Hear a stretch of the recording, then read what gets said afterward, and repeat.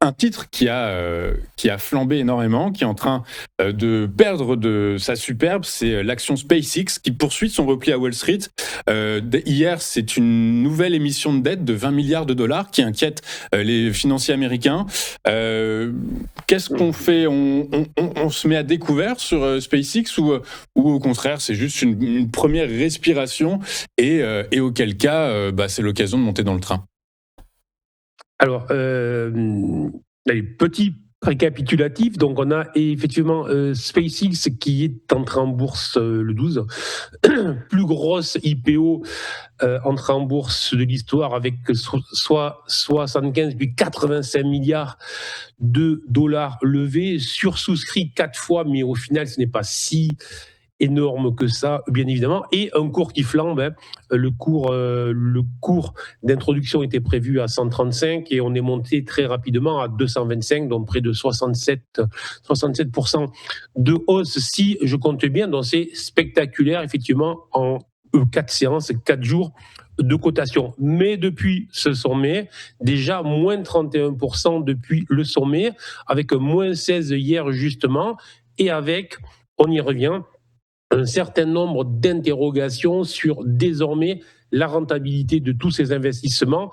Et je pense que la goutte d'eau qui est peut-être en train de faire déborder le vase de tout ce surinvestissement qui est en train de se déverser sur Wall Street, c'est justement le fait qu'après avoir levé 85 milliards, on est allé demander au marché obligataire 20 milliards, qui faisait suite aux 80 milliards d'Alphabet il y a 2 ou 3 semaines. Alphabet qui hier aussi était quand même dans une baisse plus que sérieuse. Bref, on voit bien que les investisseurs sont clairement en train de se dire attention, là, on est en train d'être dans une phase de surinvestissement plus que sérieux, et on sait comment ça finit.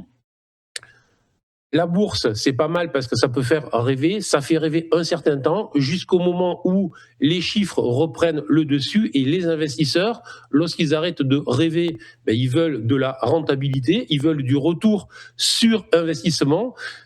Et là, ils sont en train de se rendre compte que lorsque vous avez, par exemple, un chiffre d'affaires pour SpaceX de 18 milliards avec un résultat net de près de moins 5 milliards, et que vous êtes valorisé plus de 2000 milliards, il est quand même temps de s'interroger sérieusement. Alors, attention, en plus, tout avait été fait, et tout est fait. Je ne dis pas du tout que ça va se cracher immédiatement, parce que tout est fait pour que ça tienne, puisque effectivement, il n'y a eu qu'une petite part mise dans le marché.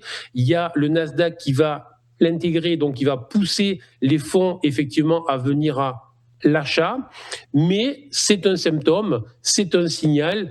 Et là aussi, comme précédemment, je vous disais, attention, on n'est pas du tout sur un mode jeu et on est vraiment dans un phénomène boursier où je vois beaucoup trop d'investisseurs novices qui arrivent sur le marché, et généralement, ça fait juste 150 ans que ça existe comme ça. Lorsqu'ils arrivent, on est proche du sommet, et lorsqu'on est novice, on gère mal ou on gère pas du tout son risque, et donc ça finit toujours très très mal. Donc mon conseil, évidemment, on reste à l'écart, même si ça venait à monter. J'avais commis un petit papier la semaine dernière en montrant, en faisant une étude sur toutes les dernières introductions, toutes les dernières IPO donc à Wall Street, même celles qui ont flambé de 20, 30, 40, 50% dans les premiers jours ou les premiers mois, à 90% dans les trimestres suivants, ça baisse de 70 à 90%, le temps que l'euphorie se dégonfle, le temps que l'action, l'entreprise en l'occurrence, démontre vraiment qu'elle est capable de générer des cash flows, qu'elle est capable de tenir ses engagements financiers. Et là, effectivement, si le business model économique tient réellement la route, on a une reprise après une phase d'accumulation, et cette reprise est réalisée par des investisseurs sérieux qui sont aguerris.